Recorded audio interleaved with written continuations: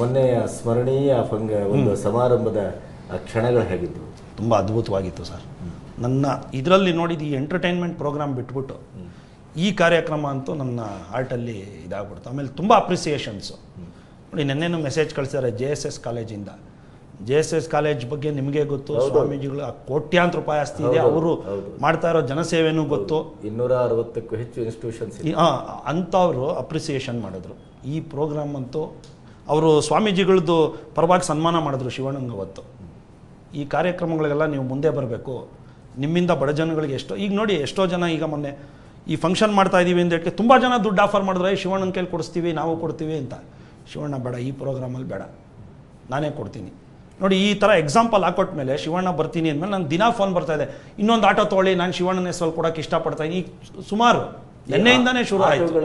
ಯಾವ ದರ್ಜೆಯಲ್ಲಿ ಕೊಟ್ರಿ, ಯಾವ ರೀತಿ ಆಯ್ಕೆ ಮಾಡಿಕೊಟ್ರಿ ಸರ್? ಅದಕ್ಕೆ ಅಪ್ಲಿಕೇಶನ್ಸು ಕಾಲ್ ಮಾಡಿದ್ವಿ ನಾವೇ, ಒಳ್ಳೊಳಗಡೆ ಗ್ರೌಂಡ್ ವರ್ಕು. ಆಮೇಲೆ ಅವರು ಒಂದು 150ರಿಂದ 200 ಇದು ಬಂತು. ಪ್ರತಿಯೊಂದು ಚೆಕ್ ಮಾಡಿದ್ವಿ. ಸೊ ನಮ್ಮ ಹುಡುಗರನ್ನೊಬ್ಬರು ಕಳ್ಸೋದು, ಅವ್ರ ಮನೆ ಪರಿಸ್ಥಿತಿ ಹೆಂಗಿದೆ ತಿಳ್ಕೊಳ್ಳಿ ಈಚೆಯಿಂದ ಸುಮ್ಮನೆ. ಆಮೇಲೆ 14 ಜನದಲ್ಲಿ ಒಂದು 7-8 ಜನ ನಮಗೆ ಗೊತ್ತಿರೋರೇ ಇದ್ರು. ಅದರಲ್ಲೊಬ್ಬ ಪುನೀತ್ ಅವ್ರಿಗೆ ಆಪ್ತ ಅಭಿಮಾನಿ, ಅವನು ಉಳ್ಸೇವೆ ಅಂತ, ಅವನಿಗೆ ಫುಲ್ ಕ್ಯಾಶ್ ಕೊಡಿಸ್ಬಿಡು ಅಂತ ಹೇಳಿದ್ರು. ಅದು ಬಿಟ್ಟು ಮಿಕ್ಕಿದ್ದೆಲ್ಲ ಚೆಕ್ ಮಾಡಿದ್ವಿ. ಆಮೇಲೆ ಅವ್ರ ಪರಿಸ್ಥಿತಿ ಬಗ್ಗೆ ಇದು ನೋಡಿದ್ವಿ. ಈ ಆಟೋ ಕೊಟ್ಟಿರೋರು ಯಾರಿಗೂ ಸ್ವಂತ ಮನೆ ಇಲ್ಲ, ಸ್ವಂತ ಆಟೋ ಏನೂ ಇಲ್ಲ ಅವ್ರ ಹೆಸರಲ್ಲಿ. Very good. ಸೊ 15-20 ವರ್ಷದಿಂದ ಅವರು ಬರೀ ಬಾಡಿಗೆ ಆಟೋದಲ್ಲೇ ಓಡಿಸ್ತಾರೆ, ಅವ್ರ ಜೀವನ ಸಾಧಿಸ್ಕೋತಾ ಇದ್ರು. ಈಗ ಅದನ್ನ ನೆಕ್ಸ್ಟ್ ಒಂದು ಇದರಲ್ಲಿ ರಿಲೀಸ್ ಮಾಡ್ತೀವಿ ಆ ಲಿಸ್ಟ್ಸ್ನೆಲ್ಲ, ಅವ್ರ ಬ್ಯಾಕ್ಗ್ರೌಂಡ್ ಏನೆಲ್ಲ ಲಿಸ್ಟ್ಸು ಅನೌನ್ಸ್ ಮಾಡ್ತಾ ಇದ್ದೀವಿ. ಅದನ್ನು ಶೀಘ್ರದಲ್ಲೇ ಅಪ್ಪು ಅವ್ರಿಗೆ ರಾಘಣ್ಣಂಗೆ ಒಂದು ಕಾಪಿ ಕೊಡ್ತಾ ಇದ್ದೀನಿ ನಾನು. ಈಗ ಈ ಸಂಭ್ರಮದ ಮುಂದಿನ ಹೆಜ್ಜೆ ಏನು? ಇದನ್ನು ಇಲ್ಲಿಗೆ ನಿಲ್ಲಿಸ್ತೀರಾ ಅಥವಾ ಇದನ್ನು ಮುಂದುವರಿಸ್ತೀರಾ? ಅಲ್ಲ, ನಮಗಂತೂ ನಿಲ್ಸಕ್ಕೆ ಇಷ್ಟ ಇಲ್ಲ. ಯಾಕಂದರೆ ಅದು ಆ ಫಂಕ್ಷನ್ ಆದಮೇಲೆ ತುಂಬ ಜನ ಅಪ್ರೋಚು ಮಾಡ್ತಾ ಇದ್ದಾರೆ. ಒಂದು ಎರಡನೇ ಶಿವಣ್ಣನೂ ನಿಲ್ಸಕ್ಕೆ ಬಿಡಲ್ಲ. ಅವ್ರು ಒಂದು ಸತಿ ಹಿಡಿದ್ಮೇಲೆ ಇದೆಲ್ಲ ಮತ್ತೆ ತಿರ್ಗಾ ಇದನ್ನು ನಾವು ಒಂದು ಸತಿ ಅಣ್ಣವ್ರ ಇದ್ರ ಜೊತೆ ಕೂತ್ಕೊಂಡು, ಆಮೇಲೆ ನಮ್ಗೆ ಇನ್ನೊಂದು ಆಸೆ ಇದೆ ಸರ್ ಶಿವಣ್ಣ ಅವ್ರಿಗೆ. ಮುತ್ತು ಅಣ್ಣವ್ರ ಮ್ಯೂಸಿಕಲ್ ನೈಟ್ ನಿಮ್ಗೆ ಗೊತ್ತಿರಬೇಕು, ಅದು ಸ್ಟಾಪ್ ಆಗಿದೆ ಈಗ. ಅದನ್ನ ಮತ್ತೆ ಪ್ರಾರಂಭ ಮಾಡಬೇಕು ಅಂತ ಒಂದು ಆಸೆ ಇದೆ ಈ ಗಡಿನಾಡು ಡಿಸ್ಟ್ರಿಕ್ಟ್ಸಲ್ಲಿ. ಶಿವಣ್ಣಂಗೆ ತುಂಬ ಆಸೆ ಇದೆ, ಅದಕ್ಕೆ ಅಪ್ಪನೂ ಒಪ್ಪಿಗೆ ಕೊಟ್ಟಿದ್ದಾರೆ. 2 ವರ್ಷದ ಹಿಂದೆ ಅಥವಾ 3 ವರ್ಷದ ಹಿಂದೆ ನಾನು ಅಮ್ಮನನ್ನೇ ಕೇಳಿದಾಗ ಅದು ನನ್ನ ಕನಸು, ನನ್ನ ಮಕ್ಕಳು ಅದನ್ನು ಮಾಡ್ತಾರೆ ಅಂತ ಹೇಳಿ 100% ಮಾಡ್ತಾರೆ. ಅದು ಪ್ರಥಮ ಹೆಜ್ಜೆನೆ ಬಿಜಾಪುರದಲ್ಲಿ ಮಾಡೋಣ ಅಂತ ಇದೀವಿ ಈ ಇಯರ್ ಎಂಡಲ್ಲಿ. ಈ ಸಮಾಜಮುಖಿ ಕೆಲಸದ ಒಂದು ಅಭಿಯಾನ ಆರಂಭ ಆಗುವ ಲಕ್ಷಣ ಕಾಣ್ತಾ 100%. ಇದಕ್ಕೆ ಚಿತ್ರರಂಗದ ಒಳಭಾಗದಿಂದ ಎಕ್ಸ್ಪೆಷಲಿ ನಾಯಕ ನಟರಿಂದ ಯಾವ ರೀತಿ ಪ್ರತಿಕ್ರಿಯೆ ಬಂತು ಸರ್? ಎಲ್ಲಾನು ನಾವು ಕರೆದಾಗ ಪಾಸಿಟಿವ್ ಆಗೇ ಇದ್ರು, ಈ ಥರ ಮಾಡಬೇಕು ಸರ್, ಇದೊಂದು ಟ್ರೆಂಡ್ ಸೆಟ್ ಆಗಿದೆ ಈಗ. ಸೊ ನನ್ನ ಪ್ರಕಾರ ಎಲ್ಲ ನಾಯಕ ನಟರು ಇದನ್ನ ಶುರು ಮಾಡ್ತಾರೆ. ಮೊನ್ನೆ ಅವರು ವಿಜಯ್ ಬರ್ತಡೇ ದಿನಾನು ಅವರು ಒಂದು 5-6 ಆಟೋ ಕೊಟ್ಟಿದ್ದಾರೆ.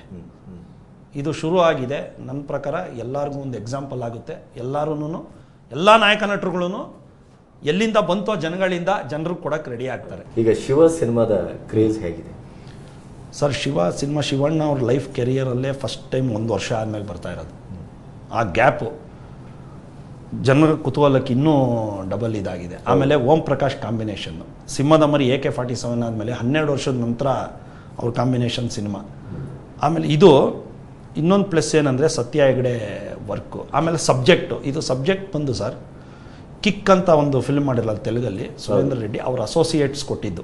ಇದನ್ನು ನಾವು ಫಸ್ಟ್ ಅಪ್ಪುಗೆ ಮಾಡೋಣ ಅಂತ ಒಂದು 2 months ಇದು ಮಾಡಿದ್ವಿ. ಅಪ್ಪು ಕೇಳಿದ್ರು ಕತೆ, ತುಂಬ ಚೆನ್ನಾಗಿದೆ ಅಂದರು. ನಾನೇನೊಂದು ಯಾವಾಗಲೂ ಒಂದು ಪದ್ಧತಿ ಏನಂದರೆ, ಅಪ್ಪುಗೆ ಹೇಳ್ಸೋಕ್ಕೆ ಮುಂಚೆ ಶಿವಣ್ಣನಿಗೆ ಹೇಳಿಸ್ತೀನಿ ಕತೆ. ಶಿವಣ್ಣ ಅಪ್ಪುಗೆ ಹೇಳಿಸ್ತಾ ಇದ್ದೀವಿ, ಇದನ್ನು ಕೇಳಿ ಹೆಂಗಿದೆ ಅಂತ. ಅವ್ರು ಕೇಳಿದ್ರು, ಇಮಿಡಿಯೇಟ್ ಒಂದು 15 minutes ಆಯ್ತು ಅಷ್ಟೇ. ಒಂದು ಸ್ವಲ್ಪ ನಾನೇ ಮಾಡ್ಬಿಡ್ತೀನಮ್ಮ. ಸೊ ನಾವು ಶಿವಣ್ಣನಿಗೆ ಇಲ್ಲ ಅನ್ನೋಕ್ಕೆ ಚಾನ್ಸೇ ಇಲ್ಲ. ನಾನು ಕಾಂತರಾಜ್ ಅವರಿಬ್ಬರು ಅಪ್ರೋಚ್ ಮಾಡಿ ಶಿವಣ್ಣನ ಹತ್ರ ಡೇಟ್ ತೊಗೊಂಡು ಶುರು ಮಾಡಿದ್ವಿ ಸರ್. ಈಗ ಮುಗಿದಿದೆ, 24th ರಿಲೀಸ್ ಇದೆ. ಯಾಕೆ ಆಗಾಗ ಮತ್ತೆ ಅದು ರಿಲೀಸಿಂಗ್ ಡೇಟ್ ಜಂಪ್ ಆಗ್ತಾ ಇದೆ ಸರ್? ಇದು ಟೆಕ್ನಿಕಲ್ ಮೂವಿ, ಇದು ಪ್ಯೂರ್ಲಿ ನೀವು ನೋಡ್ಬೋದು. ಈ 24th ನಾವು ಇಲ್ಲಿ ಏನೇ ಹೇಳಿದ್ರು ನೀವು ಸಿನಿಮಾ ನೋಡಿದ್ಮೇಲೆ ಅದನ್ನು ಇದು ಮಾಡಿದ್ವಿ. ಪ್ಯೂರ್ಲಿ ಟೆಕ್ನಿಕಲ್ ಮೂವಿ, ಇದು ರೆಗ್ಯುಲರ್ ಫಾರ್ಮ್ಯಾಟಲ್ಲಿ ಇರಲ್ಲ ಮೂವಿ. ಈ CG ವರ್ಕು ತುಂಬ ಜಾಸ್ತಿ ಇದೆ ಇದರಲ್ಲಿ. 24 minutes ಗ್ರಾಫಿಕ್ಸ್ ಇದೆ. ಈ ವರ್ಕ್ಗೆ 3 months ಹಿಡಿದಿದೆ. ಆದ್ರಿಂದ ಇದು ಡಿಲೇ ಆಗೋದು, ಇನ್ನು ಮತ್ತೆ ಬೇರೆ ಏನಿಲ್ಲ. ಶಿವಣ್ಣನಿಂದ ಏನನ್ನ ಜೀವನಕ್ಕೆ ಕಲ್ತ್ರಿ? ಸರಳತೆ, ಒಂದು ಸ್ನೇಹ ಭಾವ, ಸ್ನೇಹ ಜೀವಿ. ಈ ಶಿವಣ್ಣನ ಸ್ನೇಹ ನಿಮ್ಮನ್ನು ಎಲ್ಲಿವರೆಗೆ ಕೊಂಡು ಹೋಗ್ಬೋದು? ನೋಡೋಣ, ನಾವು ಉಸಿರಿರೋವರೆಗೂ ಕೊಂಡೊಯ್ಯಲಿ. ಶಿವಣ್ಣನಿಗೂ ನಿಮಗೆ ಯಾವತ್ತಾದ್ರೂ ಒಂದಿನ ಜಗಳ ಆಗ್ತಾ ಇರುತ್ತೆ ಸರ್? ತುಂಬ ಆಗ್ತಾ ಇರುತ್ತೆ. ಯಾವ ಕಾರಣಕ್ಕೆ? ಎಲ್ಲ ಕಾರಣ, ಫಿಲಮ್ ಕಾರಣಕ್ಕೂ ಆಗ್ತಾ ಇರುತ್ತೆ, ವೈಯಕ್ತಿಕವಾಗೂ ಆಗ್ತಾ ಇರುತ್ತೆ. ಸೊ ನಾವು ಅವ್ರನ್ನ ಸ್ವಲ್ಪ ಕ್ರಿಟಿಸೈಸು ಮಾಡ್ತಾ ಇರ್ತೀನಿ. ಅಂದರೆ ನಮ್ಗೆ ಇಷ್ಟ ಆಗದೆ ಇರೋ ಸಿನಿಮಾ ಬಂದಾಗ, ನಮಗೆ ಇಷ್ಟ ಆಗದೆ ಇರೋ ಟೈಟ್ಲ್ ಇಟ್ಕೊಂಡಾಗ ಅವರು ಈ ತವರಿಗೆ ಬಾತಂಗಿ ಅಂತ ಟೈಟ್ಲ್ ಅನೌನ್ಸ್ ಆಯಿತು. ಅವಾಗ ಹೋದೆ, ಗಲಾಟೆ ಮಾಡಿದೆ. ನಿಮ್ಮ ಇಮೇಜ್ ಏನು, ನೀವು ಇಟ್ಕೊಂಡಿರೋ ಟೈಟ್ಲ್ ಏನು ಅಂದರು. ಫಿಲ್ಮ್ ನೋಡ್ಬಿಟ್ಟು ಮಾತಾಡೋ ಅಂದರು. ಅಲ್ಲಿಗೆ ಮಾತಾಡ್ಬಿಟ್ಬಿಟ್ಟಿದ್ವಿ. ಅವಾಗ ಫಿಲ್ಮ್ ಹಿಟ್ ಆಯಿತು. ಆಮೇಲೆ ನಾನೇ ಫೋನ್ ಮಾಡಿದೆ, ಶಿವಣ್ಣ ತುಂಬ ಚೆನ್ನಾಗಿ ಹೋಗ್ತಾ ಇದೆ, ಅದಕ್ಕೆ ಮಾತ್ರ ಬೀಳಬಾರ್ದು ಅಂದರು. ಆಮೇಲೆ ತಿರ್ಗಾ ನೋಡಿ ನಮಗೊಂದು ಚಾನ್ಸ್ ಸಿಕ್ತು. ಕೋದನ್ ಡ್ರಾಮಾ ಡಬ್ಬಿಂಗ್ ಕರ್ಕೊಂಡೋದ್ರು. ನಾನು ನೋಡಿದೆ, ಅಲ್ಲಿ ನಮ್ಮ ರವಿಚಂದ್ರನ್ ಅವ್ರ ಕೈಲಿ ಒದೆ ತಿನ್ನೋ ಕ್ಯಾರೆಕ್ಟರ್ ಇತ್ತು ಶಿವಣ್ಣನಿಗೆ. ನಾನು ಹೇಳಿದೆ, ಏನು ಶಿವಣ್ಣ, ಒಬ್ಬ ಸೂಪರ್ ಸ್ಟಾರ್, ನೀವು ಒದೆ ತಿಂತಾ ಇದ್ದೀರಾ, ಅಣ್ಣವ್ರ ಅಭಿಮಾನಿಗಳು ಒಪ್ಕೋತಾರ ಅಂದೆ. ಇಲ್ಲಿಂದ ನಡಿ ಫಸ್ಟು ನೀನು ಅಂದರು.